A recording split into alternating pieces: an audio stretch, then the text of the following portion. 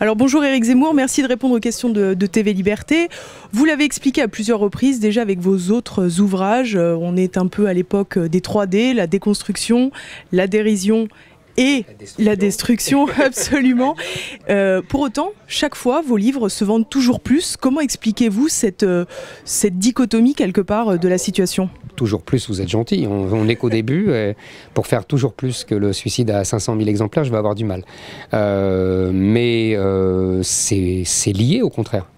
Puisque les gens ont besoin de comprendre ce qu'ils ressentent instinctivement. Donc c'était le cas pour le suicide français.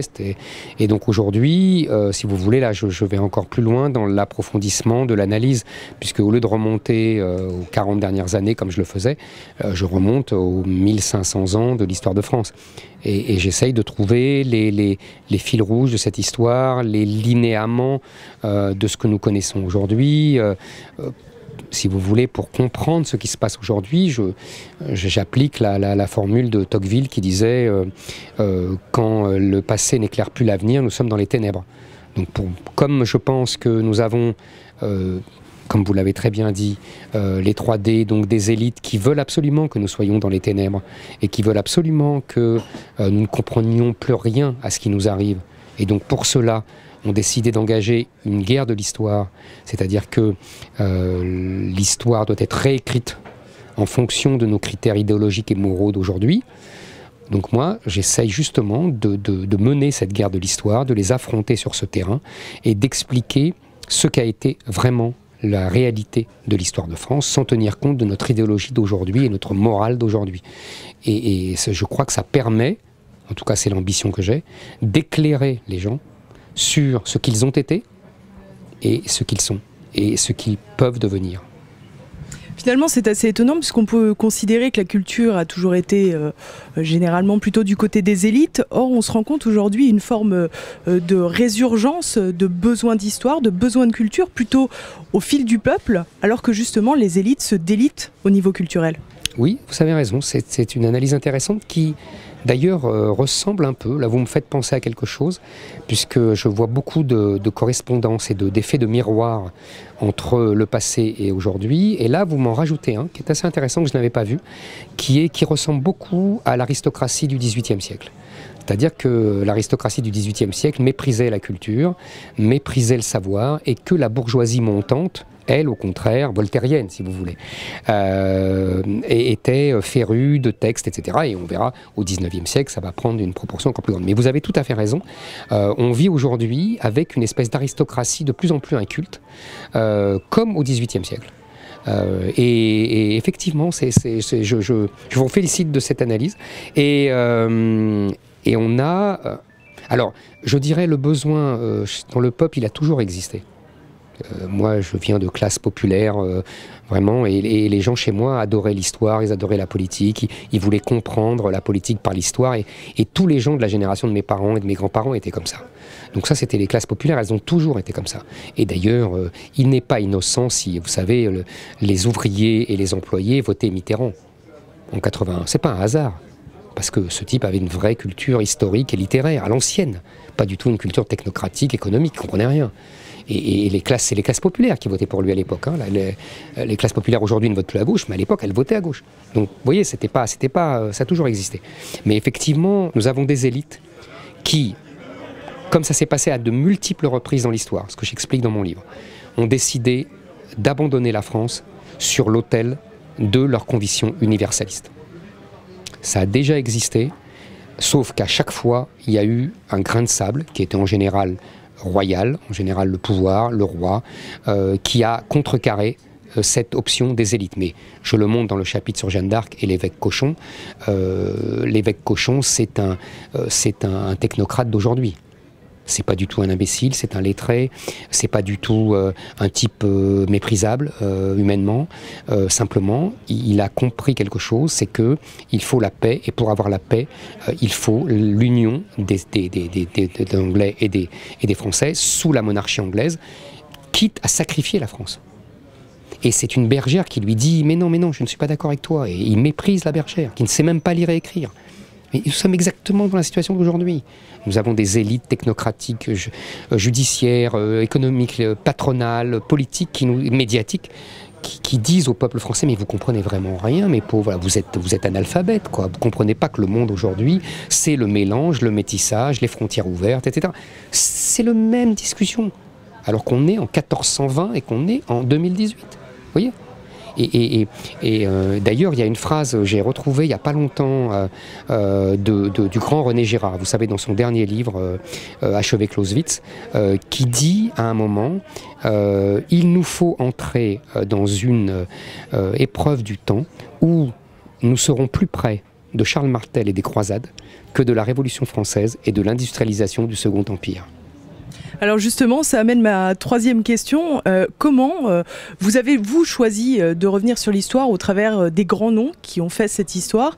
Comment pensez-vous qu'aujourd'hui, à l'heure où la France a une immigration majoritairement issue des peuples extra-européens, en tous les cas, comment leur faire apprécier une histoire qui raconte celle de Charles Martel, qui a justement bouté les Arabes de Poitiers? Alors voilà, vous êtes vraiment dans la question fondamentale. Et je l'explique d'ailleurs dans l'introduction.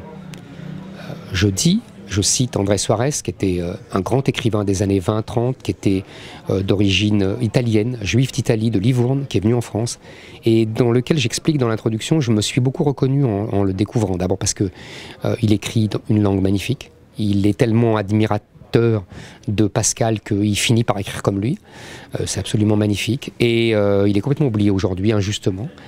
Et il dit à un moment, voilà, c'est très simple, il y a les Français de chair et les Français de l'esprit.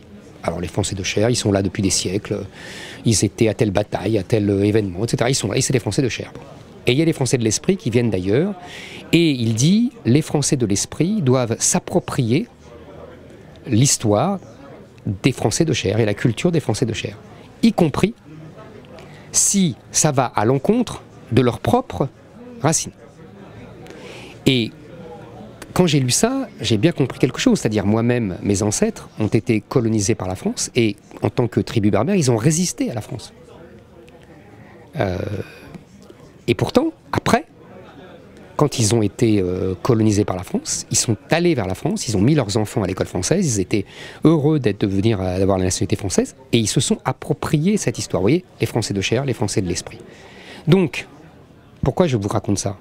C'est parce qu'aujourd'hui, nos élites disent exactement le contraire de ce que je viens de vous dire et exactement le contraire de tout ce que tout le monde a fait.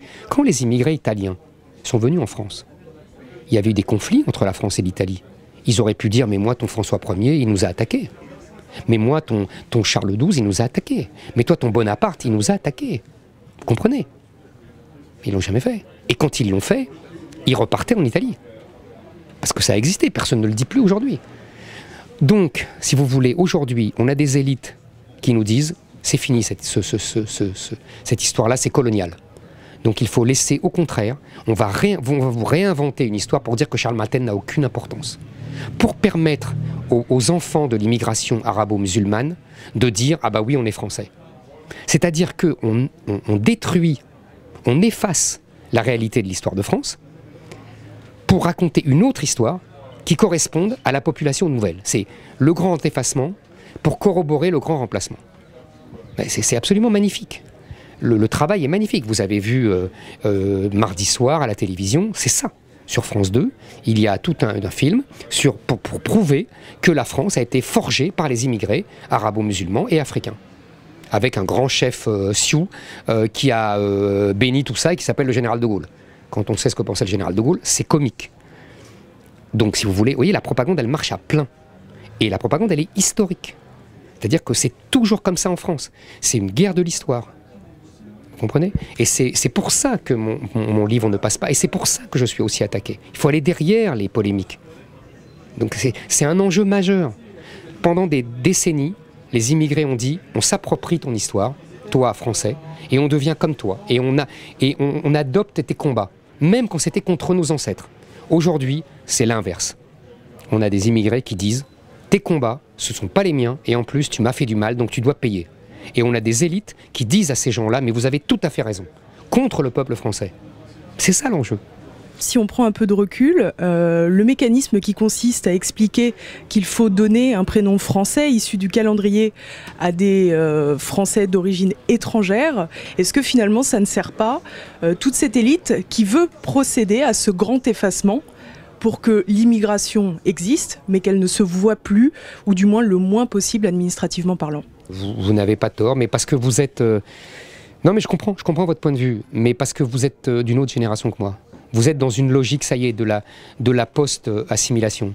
Vous avez entériné le fait qu'il n'y en aura plus, et vous avez tout à fait raison, et qu'on va à l'affrontement des communautés. Donc autant savoir qui est qui.